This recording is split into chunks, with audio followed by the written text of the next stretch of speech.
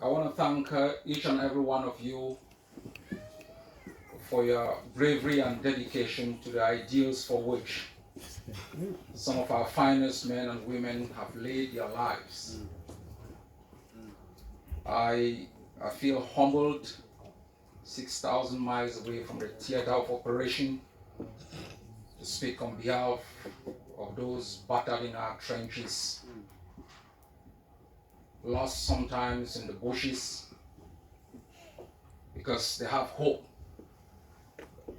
to bequeath to the next generation a better land that was ever given them. When I look through this hall, I see everyone staring.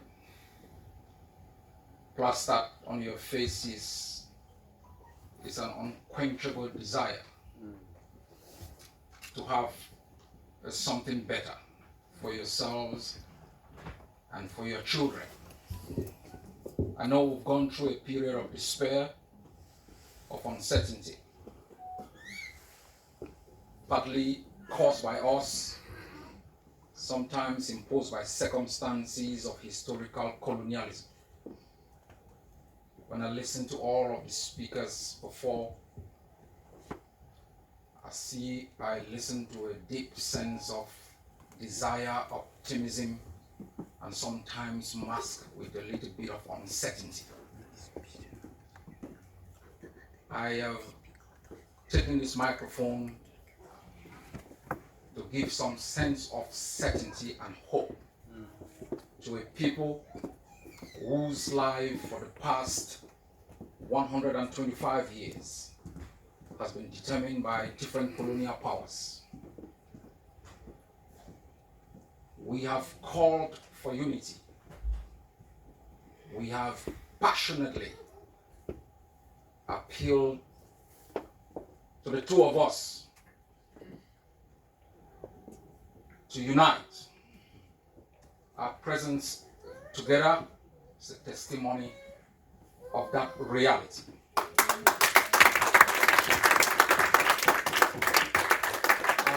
I want to thank my brother for the courage. I stand here today in what I perceive in my mind as enemy territory. When I listen to him and others, and if you ask yourself genuinely why we are not already in our homeland, we bear responsibility for the acrimony, the hate that we spilled, the attack, the senseless animosity that we deliberately impose, especially on my person, for no just cause. I haven't listened to anyone offer an apology. It doesn't matter. I am here because I sincerely believe from the depth of my heart that we as a people united in our objective are ready to bequeath to the little girl who asked us to fix it. Oh my God. A land worthy of a place to call home.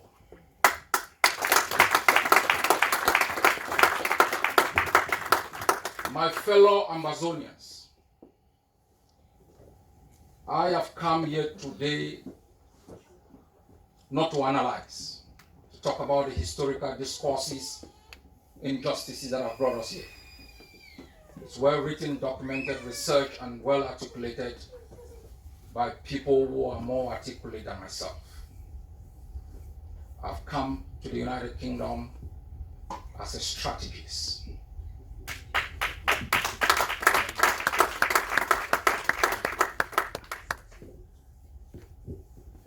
We have echoed it here many times, and our honorable doctor has done so far better. The enemy is vanquished, the enemy is defeated. When we started, we prescribed a strategy that was impeccable, based on a deep understanding of the regime we are dealing with, a deeper understanding even of the international system, which we will require if we have to become a member of the international system and different multilateral organizations. We also understood the nature of colonialism and what it brings to bear on the people. We have a deep understanding of our neighborhood, their own history. We understood the nature of our continent, the effect of historical injustices on our people, the autocracies that have been planted by neo-colonialists within our continent, how they respond to different crises. We understood all of these things in designing a strategy that was going to be applied within our context and that could be exported within other contexts beyond our own shores. I've come to talk about those strategies, how it has brought us here, what we need to do in the coming weeks, not only to bring Cameroun on its knees, to hold it accountable for the impunity and the sense of hopelessness that it has imposed on our population. Fellow Amazonians, we looked at our strategic location. We are all children of resistance in the past 30 years. We've gone to the streets. We've taken part in ghost towns. We've respected calls for ghost towns by political party leaders. We respected civil disobedience when we refused to pay taxes to a regime that never replicated in terms of investment and opportunities for our people. We understood from the beginning that we were dealing with an anarchic system that believed it had an entitlement to our lives, that it was our master, and that it had finally subdued us in the land of our birth. We understood that from the Ayijo regime and the Biya regime, they believed in the use of force on our people, and that no amount of discourses or matching our ideals to their own ideals will take us anywhere. We also understood that the international system is a system of power play. No one is interested about millions of people being killed. No one really cares about moral philosophies. They don't care even about the human rights, which they call it universal, indivisible, and interdependent. They don't care about the distribution of wealth across time and space and within different societies. They are impeccably sure they have a right to the accumulation of unwarranted wealth, even if it leads to the death of millions of people. We also understood from the perspective of leadership. As I said in New York, a revolution is not a walk in a park. You need leadership that understands all of these attributes. But most importantly, you need leadership that can take a people where they really desire to be, but are incapable because of circumstances external imposed, or of endogenous attributes which are innate in human nature, that of motivation. If you do not have the kind of leadership that can raise you up and give you hope about where you are headed to, you're going to give up. Truth in our world today can be buried by falsehood. That is why all through our revolution, the banging and loud voices of falsehood desire to construct a narrative that should be imposed on this revolution. They have been so loud, persistent, that they changed many of you to believe that amongst us there are those who are impeccably stuck to the desire to stop us from having independence. And so within these contexts, we said to ourselves, we need three strategies to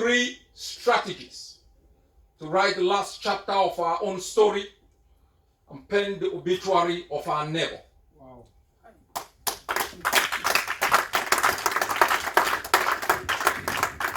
Fellow Amazonians, there were not strategies conceived out of the woods. We didn't rewrite the books of revolution. We studied each revolution within its own context, understood as unique in terms of our location and unique in terms of the ability of our people. Do not forget, we are a people who've been battered by Cameroon. Yet, we have Cameroonians within our midst that we respect their own right to freedom of speech and opinion and freedom of association. We had our leaders kidnapped from a neighboring country and deported and detained incommunicado. We have thousands and thousands of Nigerians within our own homeland. We've treated them with respect for their own humanity and dignity. We factored all of these to design the trial approach, which involved armed resistance. Armed resistance against a determined enemy that believes we were its slaves, that believes we were dogs, that believes we were good for nothing than the dustbin of history. They believe in their invincibility, which the comrade alluded to, we shattered. We defined armed resistance because we understood occupation is predicated on political governance and economic extortion. It was overseen by a military that had no respect for our own dignity and essentiality. We had to fight them back on our own terms. We also understood most revolutions are dealt with through incursions from neighbors that could support. Across the globe, most revolutions have begun from neighboring countries. Ours was unique. The neighbor was a collaborator. We didn't have our back protected.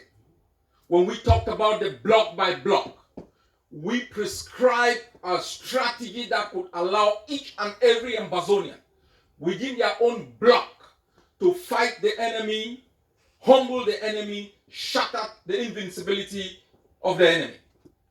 We knew if we do not spread the enemy thin, it will be incapable of destroying them. Fellow Amazonians, I have been wounded in battle. I have left Germany and I made an incursion into the territory.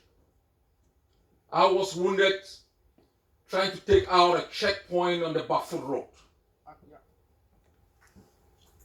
We were successful because we worked extremely very hard to monitor the enemy. Cameroon believes in its military. The Franco alliance within the continent believes in the military. Once you break the resistance of the military, you crumble the ability of the political system to exercise governance. You crumble the ability of the political system to engage in economic extortion. We had to attack Cameroon's military because as a people, we have a right to life. As a people, we have a right to dignity. As a people subjected to brutality of disproportionate proportion, we have the right to invoke the responsibility to protect in the land of our birth, to protect our women, children, our territorial integrity, and our homeland.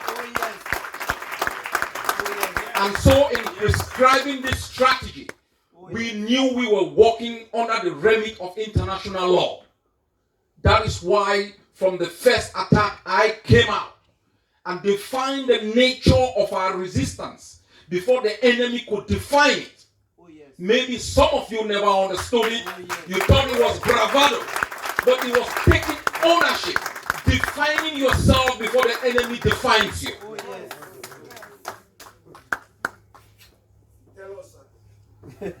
I like that. Tell us. My fellow Ambazonians, we used what we had. First, we didn't give guns. We gave an ideology. Yeah. We educated our people of the necessity to live in freedom.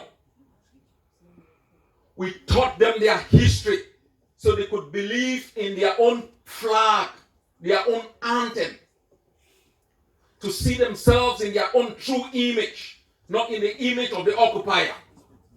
We gave them the belief that in the land of their birth, they have a right to hope, to live a better life, an educational system that makes them an asset to themselves, their families, and their homeland.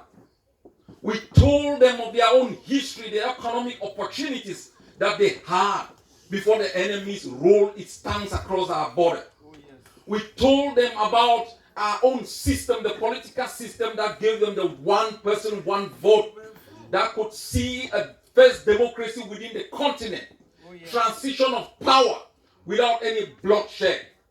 We told them about the nature of the beast we are dealing with. Armed with the truth. They fought with their bare hands, their bodies.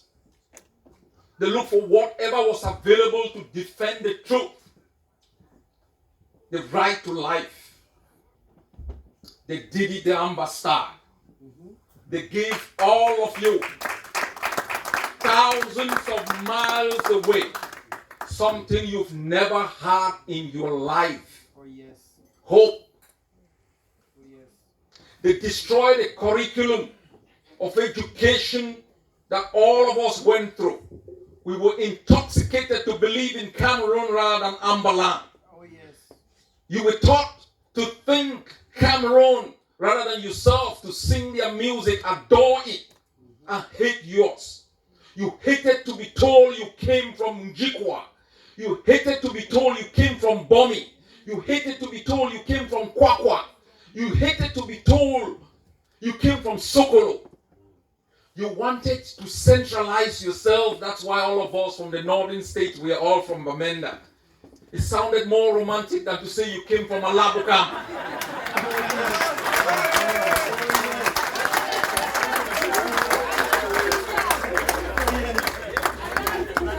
Ground Zero changed the narrative for you.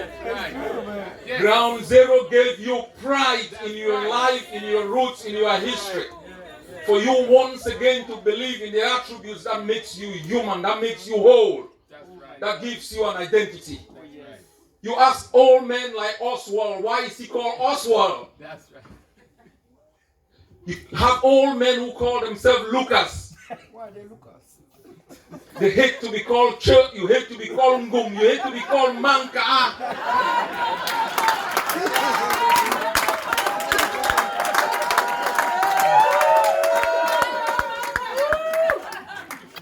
By your name they shall know where you come from. Say it again. Say it again. My fellow Ambazonians, we fought them trench by trench, rooftop by rooftop, gutter hole by gutter hole, backside by backside, Gangi house by Gangi house. We bled them. We asked them where them they, Waka na waka.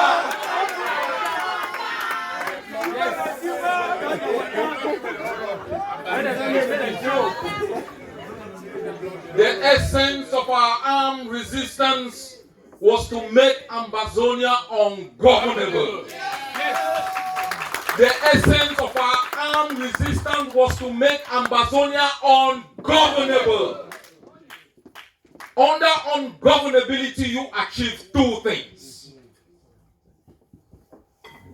You take away political legitimacy when you drive their GOs, drive their senators, drive away their parliamentarians, drive their mayors. Oh, yes. Occupation, I think a comrade said something here, I can't remember, it's in line with what I'm about to say. Occupation is predicated on political governance. That's why we order our men take out the DOs. Take out those people responsible for political governance. While General RK is walking like a man free in his own homeland, armed by his men, we make the governor to walk in bulletproof vests, in armored cars. That is when you have taken ownership and control of the land of your birth. If you don't call that freedom, I don't know whatever name to give to it. Yes. Amazonians, for political governance to be successful, they don't occupy a desert. You are endowed. I'll talk about this later on, because I believe in the human capability of the Amazonian people, the entrepreneurial spirit that has made most of you opportunity creators, investors. No people have ever survived like us without opportunities. We have created our own opportunities, built schools, bought school books for our kids, spent the monies we don't have to send them to evening schools. We've created opportunities within our own homeland under occupation that exploit our own resources to build a large army to prosecute that occupation. So one of the strategies under the ungovernability was to stop Cameroon exploiting the same resources it uses to oil the engine of oppression. Wow. We shut down CDC. We made sure we reduced the amount of crude oil exploited from our land. We made sure also during that time, La Republique government continued to pay the people it had employed to increase the cost of the occupation while reducing the benefit. The strategy was to increase the cost of the occupation, reduce the benefit, and take away the incentive for their continuous presence. When I talk about dynamic control, I use the word carefully. I could use static control, which means I think he understands that you run over a territory, you take it, you hold it, and you become responsible for the hospitals, the civil service. No. We make it impossible for you to walk our streets. We make it impossible for the DO to walk our street without bulletproof vest. We don't hold it, you don't hold it, but you pay the hospital. Yes. You pay the civil servant. Yes. We increase your cost of your presence. We incur no cost. We take away the incentive for your presence while we claim ownership. We can decide whenever to shut down the entire territory to tell you we are the masters of our destiny.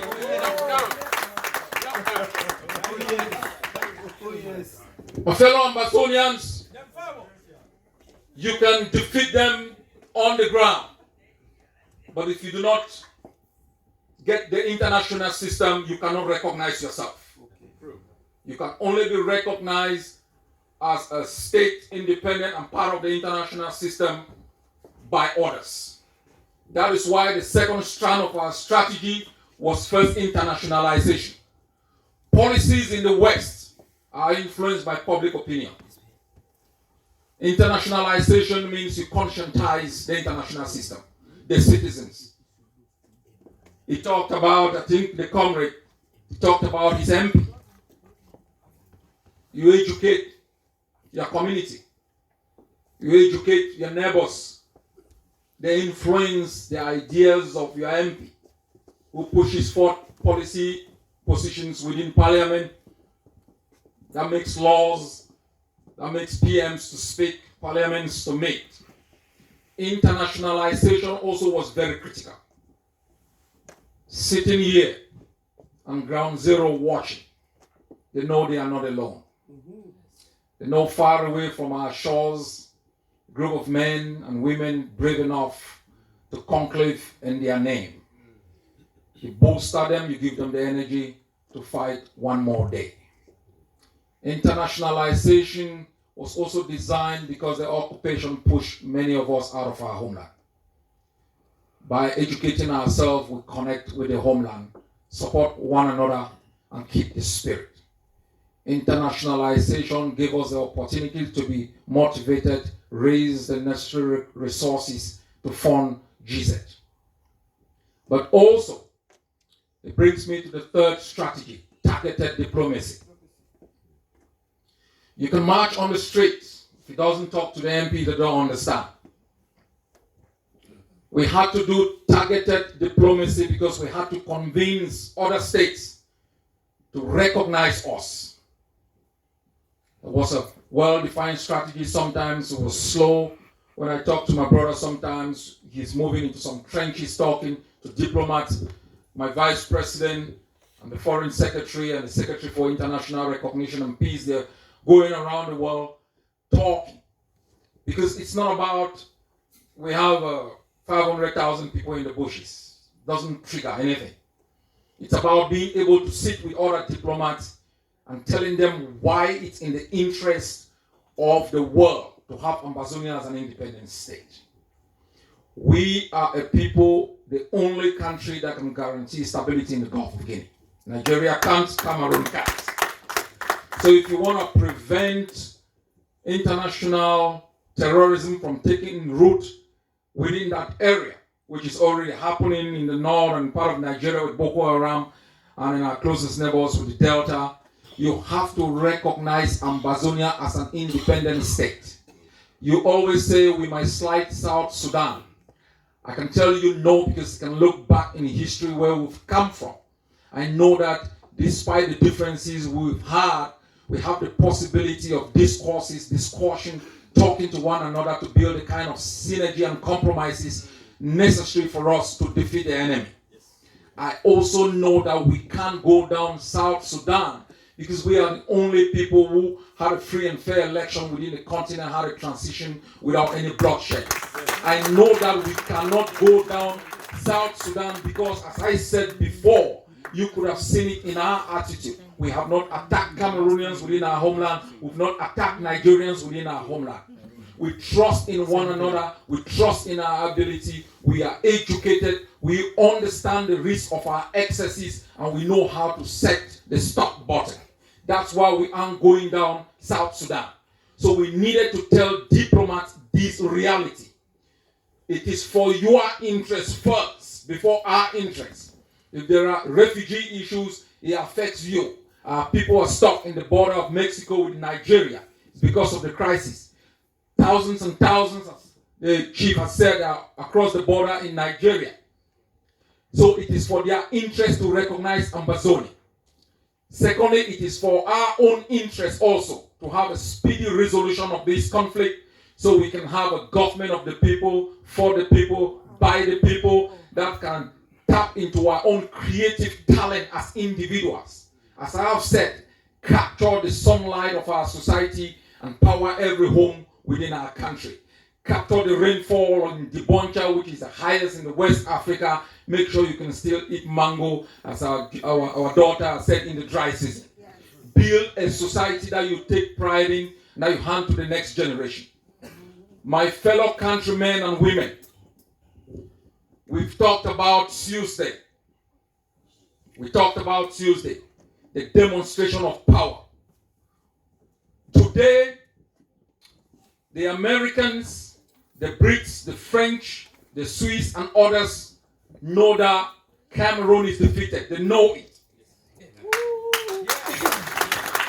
The question they're asking themselves, are you ready to take over? We are ready. Yes, we are. Ready. Are you ready to take over? Yes. Yes, we are. When I talked about collaboration, I told, that was the chairman of AGovC. Here you have the chairman of AGovC from Belgium. You have the deputy defense chief. You have my administrative secretary. You have a representative from the United States and others. I called the meeting and I told them it is for the interest of AGovC to make sure we can collaborate with Seseko.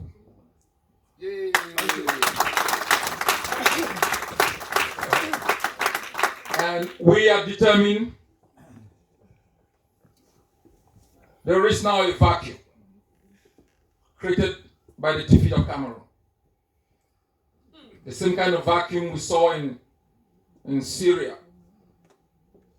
The world will make a decision whether we fill that vacuum or they maintain the status quo for their own international economic and political interests. What decision they make will be determined by how the two of us act as leaders in public. So sometimes when some of you attack me so violently and I didn't respond, You are doing the right job. it was not because I didn't also grow from cassava farm or behind check, where I also know how to respond. You are a leader. But I needed to take the pain for Amazonia.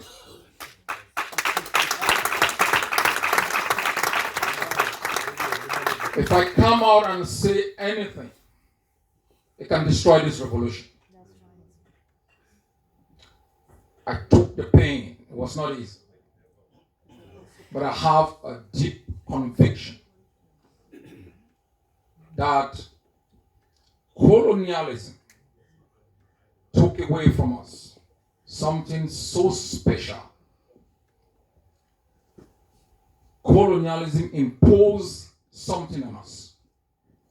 It is still creating the schisms that we see. In revolutions, the regime can set a narrative in 1 second. It can get up in the morning and say, Comrade Yerima has a deal with Paul Biya. Just like that. To prey on your gullibility. It allows you to fan it. You fan it for 24 hours. It will take us 2 months to recover. That is what they do. That is why I usually come out to be able to give a sense of direction, sense of hope and focus. Because once the spirit goes down, funding doesn't flow, resistance is not effective. How we conduct ourselves is critical at this stage of recognition. There are 2 things we need to do. When you see 1st October, I know Comrade said it was not directed to a certain extent. We spoke for days. What do we need to do?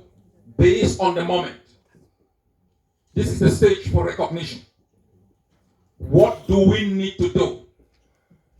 We said we need to project power on the ground. We need to project authority on the ground. To show the world we are in charge. To show the world we have a disciplined force that has a command and control system. Those are critical ingredients to determine whether there will be political stability or chaos. In projection of force, we also demoralize the enemy. We said, where it is safe, where dynamic control is 90%, all the soldiers should come out, wear your t-shirts if you have them, your uniform if you have them. Oh, yes. Show that there is a force that can guarantee stability. And he said to me, in those areas that we are not sure, we should have a different strategy. I said in high conflict zones, like you have in Mezam, with their Labcam, and in other areas, we said take the battle to the enemy. In that way, you can prevent them from moving into areas where we have a certain degree of dynamic control. Oh, yes. So what you people saw, we worked extremely very hard. And that's why I talked about the triangulation. We work as the political leaders with our defense forces. Because we want to work together we need to work together because the people have the burden of the defense. Like them who strategize, those who fight. We need to make them have a sense of ownership. We need to make them have a sense of recognition of their investment, of their sacrifices. So what we need to do is to continuously project authority on the ground. In that authority, you can stop the kidnapping, extortion, the harassment of our civilian population. And the demonstration of Tuesday also brought our civilian population together with our defense forces. It was a covenant to let them know we are together in this.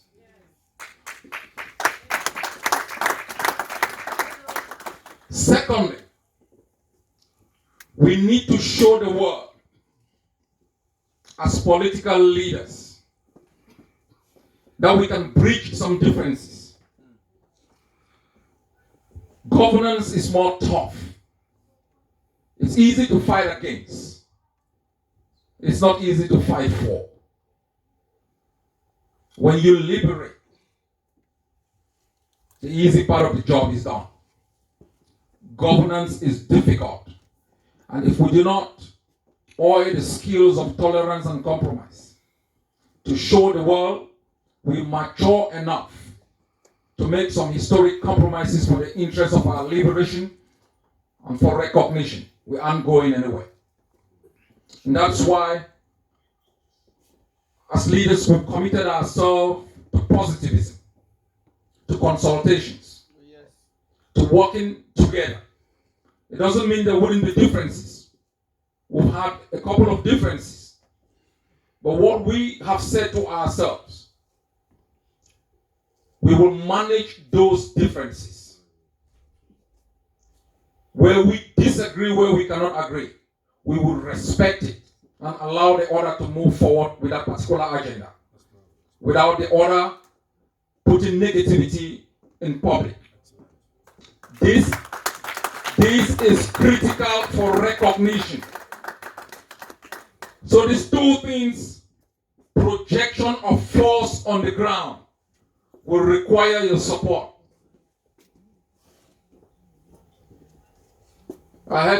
He talked about 18 months. I was smiling. Strategist. What we have as a strategy can knock Cameroon off by January. Completely.